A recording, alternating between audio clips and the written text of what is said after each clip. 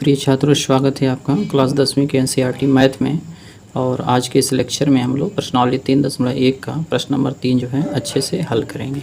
अगर आप इस चैनल पर नए हैं तो चैनल को सब्सक्राइब कर लीजिए, वीडियो को लाइक कर दीजिए और अपने दोस्तों को शेयर भी कर दीजिए। ठीक है, तो आइए स्टार्ट करते हैं। सबसे पहले क्वेश्चन नंबर 3 को पढ़ लेते हैं, उसके बाद से जो है इसको अच्छे से सॉल्व करेंगे। 2 किग्रा सेब और 1 किग्रा अंगूर का मूल्य किसी दिन 160 रुपया था। मतलब 2 किग्रा सेब और 1 किग्रा अंगूर का जो मूल्य है वो किसी दिन कितना था, 160 रुपया। एक महीने के बाद 4 किग्रा सेब और 2 किग्रा अंगूर का मूल्य जो है 300 रुपया हो जाता है। तो इस स्थिति को बीजगणितीय तथा ज्यामितीय रूपों में व्यक्त कीजिए। देखिए यहाँ पर दो कंडीशन है। पहले कंडीशन में ये है कि 2 किग्रा सेब और 1 किग्रा अंगूर का जो मूल्य है वो 160 रुपया है, और दूसरे केस में ये है कि 6 किग्रा सेब और 2 किग्रा अंगूर का जो मूल्य है वो 300 रुपये है। तो यहाँ से दो कंडीशन दिया हुआ है, तो दो समीकरण बनाएंगे और उसके बाद से उन समीकरणों से हम पॉइंट्स प्राप्त करेंगे, बिंदुएं प्राप्त करेंगे और उन बिंदुओं को ग्राफ पेपर पर दर्शाएंगे। ठीक है, तो सबसे पहले हम जो है 1 किग्रा सेब और 1 किग्रा अंगूर का जो मूल्य है उसको सपोज करेंगे, उसको मानेंगे। ठीक है, उसके बाद से समीकरण बनाएंगे। तो मान लेते हैं, माना 1 किग्रा सेब का मूल्य बराबर x रुपये। ठीक है, हम मान लेते हैं कि 1 किग्रा सेब का जो मूल्य है वो x रुपये है तथा 1 किग्रा अंगूर का मूल्य बराबर y रुपये। ठीक है ना, तो 1 किग्रा सेब और 1 किग्रा अंगूर का जो मूल्य है हम कितना मान लेंगे, x तथा y रुपये। तो यहाँ से प्रथम प्रश्नानुसार देखिए, 2 किग्रा सेब है और 1 किग्रा अंगूर है, तो दोनों मिलाकर कितना रुपया होगा, 160 रुपये। तो 1 किग्रा का मूल्य x रुपया है तो 2 किग्रा का मूल्य 2x होगा, और 1 किग्रा अंगूर का मूल्य y रुपया है। तो अंगूर चूँकि एक ही किग्रा है इसलिए यहाँ पर जो है 2x प्लस y बराबर 160। यहाँ जो है आपका 2 किग्रा सेब है तो 2x होगा और 1 किग्रा अंगूर है तो 1y होगा, और दोनों को जोड़ देंगे तो टोटल पैसा जो है 160 रुपया हो जाता है। इसको हम समीकरण 1 बना लेते हैं।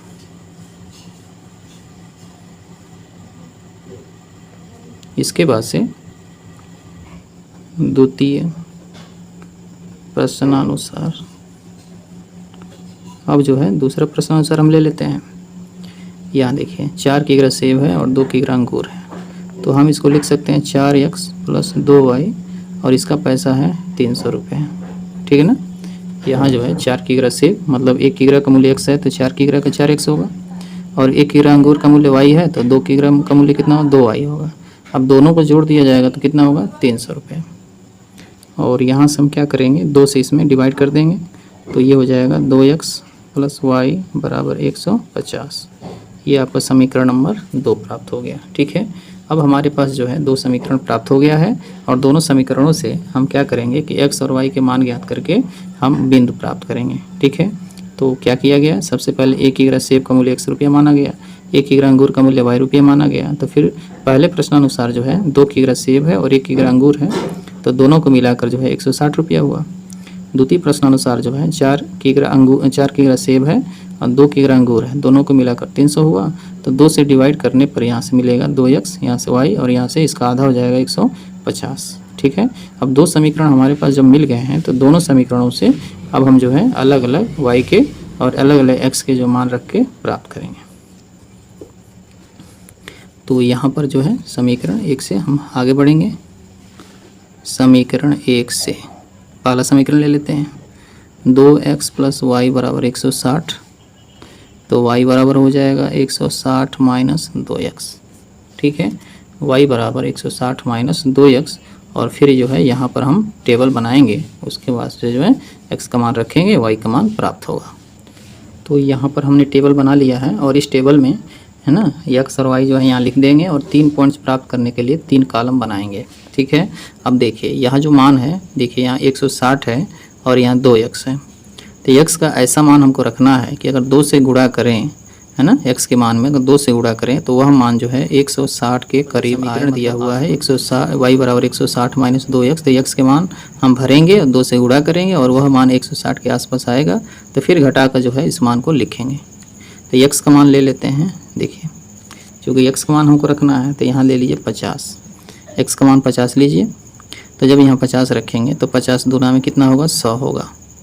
जब x का मान 50 रखेंगे तो 50 दूना में 100 होगा, तो 160 में से जब 100 घटेगा तो 60 प्राप्त होगा। तो y का मान कितना निकलेगा, 60। x का मान 50 रखने से y का मान 60 निकला। ठीक है, अब x का मान रख दीजिए 100। जब हम x का मान 100 रखेंगे तो 100 दूना में 200 होगा, और 200 देखिए 160 में से जब 200 घटेगा, ठीक है ना, तो कितना बचेगा, -40 बचेगा।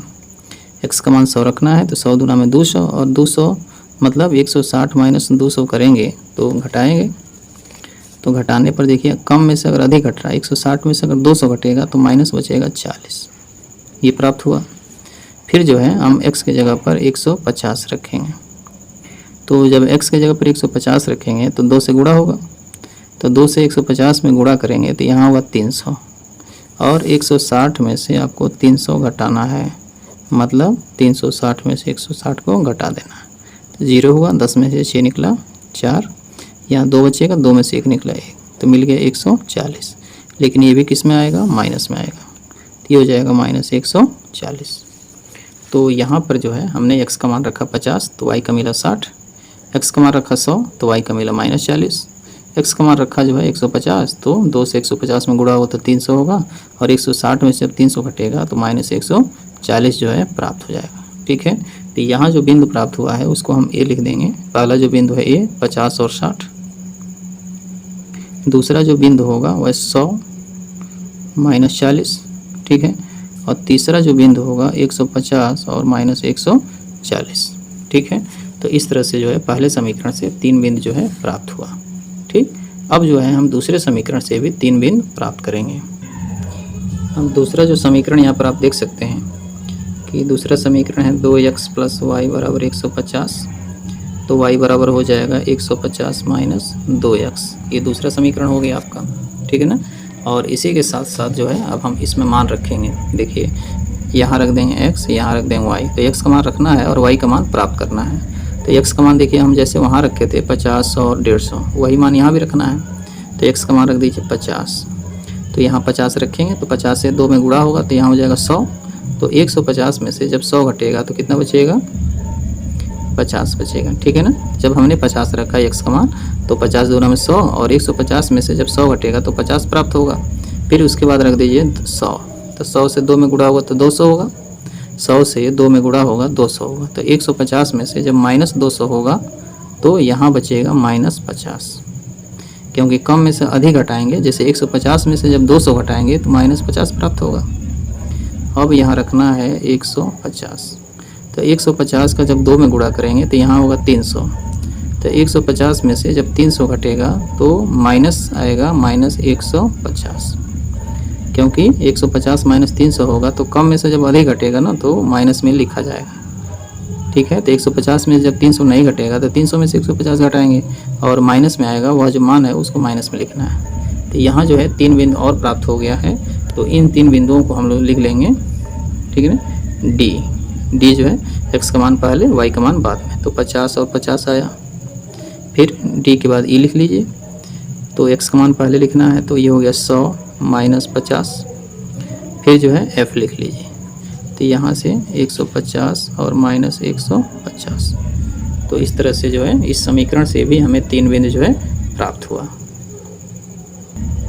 अब जो है इन 6 बिंदुओं के लिए जो है हम ग्राफ बनाएंगे और उस ग्राफ पर जो है इन 6 बिंदुओं को दर्शाकर जो है प्रदर्शित करेंगे। ठीक है, तो आइए सबसे पहले ग्राफ बनाते हैं। यहाँ पर बिंदु को दर्शाने के लिए जो है हम x अक्ष और y अक्ष जो है बनाए हुए हैं, और यहाँ पर पॉइंट्स दर्शाए गए हैं। x अक्ष पर जो है 10 से लेकर 150 तक, और y अक्ष पर भी इसी तरह से धनात्मक दिशा में 160 तक, और y अक्ष के ऋण दिशा में जो है -160 तक जो है पॉइंट को दर्शाया गया है। तो अब जो है इन पॉइंट्स को जो है लेकर हम ग्राफ खींचेंगे और बहुत ही आसानी से ये ग्राफ बन जाएगा। बस आप ध्यान से देखिए। देखिए a का मान है जो x का मान 50 है और y का मान 60 है। x का मान 50, y का मान 60। ये दोनों धनात्मक हैं, इसलिए जो है x अक्ष और y अक्ष के धन दिशा पर ये दोनों मान जो है मिल जाएंगे। तो x का मान देखिए रखना है 50, ये मान होगा x का मान 50 और y का मान 60 लेना है, मतलब ये वाला मान जो है लेना है। x का मान 50 लेना है, y का मान 60 लेना है। तो इसको जो है हम 50 पर जो है एक सीधी रेखा जो है हम खींचेंगे, इस तरह से जो है 50 वाले पॉइंट्स को आगे बढ़ाएंगे और फिर y का जो मान है 60 है, ठीक है ना। तो 60 वाले पॉइंट को जो है इधर जो है हम आगे बढ़ाएंगे। तो जहाँ पर ये दोनों पॉइंट्स काटेंगे वहीं पर ये जो पॉइंट्स हो जाएगा वह 50 और 60 जो है प्राप्त हो जाएगा। तो a का मान यहाँ लिख देंगे, a का मान है 50 और 60। तो a का मान देखिए x का मान 50 है, y का मान 60 है। तो 50 को ऊपर बढ़ने से 60 को इधर बढ़ने से जहाँ पर ये पॉइंट काटेगा वहीं पर a हो जाएगा। दूसरा बिंदु है b और b का जो मान है x का मान 100 है, y का मान -40 है। x का मान 100 लेना है, y का मान -40 लेना है। तो y का जो ऋण अक्ष की जो दिशा है ये, इसी पर हमको -40 लेना है। x का मान 100 लेना है, y का मान -40 लेना है। तो x का मान 100 कहाँ देखिए यहाँ है, x का मान 100 यहाँ है और y का मान -40 है, मतलब ये वाला मान है। तो इसको इधर बढ़ेंगे और फिर इसको इधर बढ़ेंगे, तो जहाँ पर ये काटेगा वहीं पर आपका ये जो है पॉइंट्स जो है आ जाएगा। तो ये देख लीजिए यहाँ पर y का मान 40 लेना है और x का मान 100 लेना है। तो इसी के सीध में जो है यह मान लिया जाएगा। देखिए यहाँ पर 100 के सीध में जो है हम यहाँ पर पॉइंट जो है बना लेते हैं और यहाँ पर ये पॉइंट जो है काट रहा है, तो इसी का नाम रख देंगे b। x का मान कितना लेना है 100, y का मान कितना लेना है -40। तो इस तरह से जो है 100 और -40 जो है यहाँ पर पॉइंट्स मिल गया है, ठीक है। और तीसरा जो बिंदु है 150 और -140, मतलब x का मान 150 है और y का मान -140 है। तो x का मान 150 देखिए कहाँ है, यहाँ। x का मान 150 है और y का मान 140 है। तो 140 यहाँ पर है। तो इसको जो है हम यहाँ पर 140 वाले जो बिंदु है उसके सीध में जो है एक रेखा खींचेंगे, है ना, बिंदुदार एक रेखा खींच देंगे। केवल पॉइंट प्राप्त करने के लिए ऐसा हम लोग कर लेते हैं, ठीक है। और 150, ठीक है ना, x का मान 150 लेना है। तो इसके सीध में जो है यहाँ पर एक रेखा खींच लेंगे, यहाँ पर। यहाँ आप देख सकते हैं ये पॉइंट मिल गया है, इसको C नाम रख देंगे। और x का मान देखिए कितना है 150 है और y का मान -140। तो 3 पॉइंट्स जो है हमारे पास मिल गए हैं और इन 3 पॉइंट्स को जो है एक सीधी रेखा से हम लोग मिला लेते हैं, ठीक है।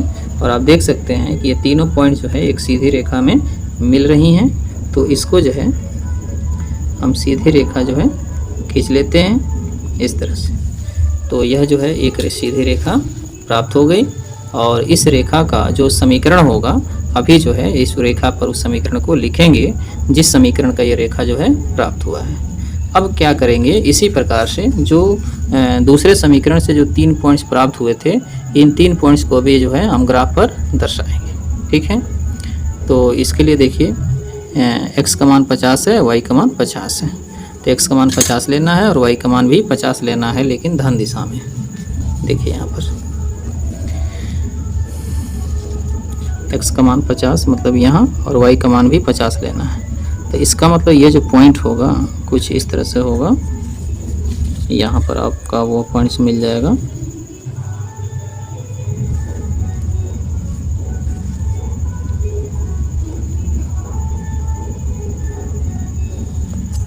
और इसको जो है यहाँ पर सीधी रेखा पर हम मिला लेते हैं ऐसे।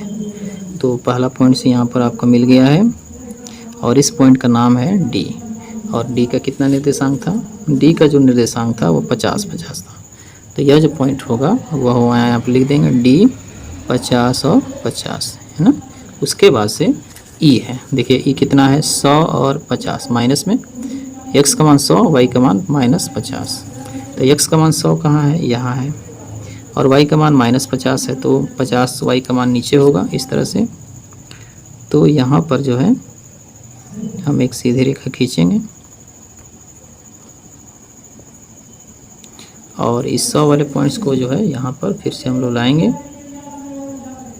देखिए अब ये दोनों पॉइंट जो है ना यहाँ पर काट रहा है, तो यहाँ पर जब काट रहा है ना, तो इसको जो है हम यहाँ पर दिखा देंगे, यहाँ डी है, यहाँ ई हो जाएगा, और ई का जो निर्देशांक है वो 100 है और -50, ये है 100 - 50, ठीक है ना। और तीसरा जो पॉइंट है देखिए, x का मान 150 है और y का मान भी -150 है, तो एक धनात्मक है और एक ऋणात्मक है। तो x का मान 150 देखिए यहाँ पर है, ठीक है ना, और y का भी मान 150 है। तो ये जो है इसके सीधे में हम लोग चलेंगे। यहाँ देखिए 150 के सामने जो है हम लोग खींच लेते हैं एक पॉइंट्स,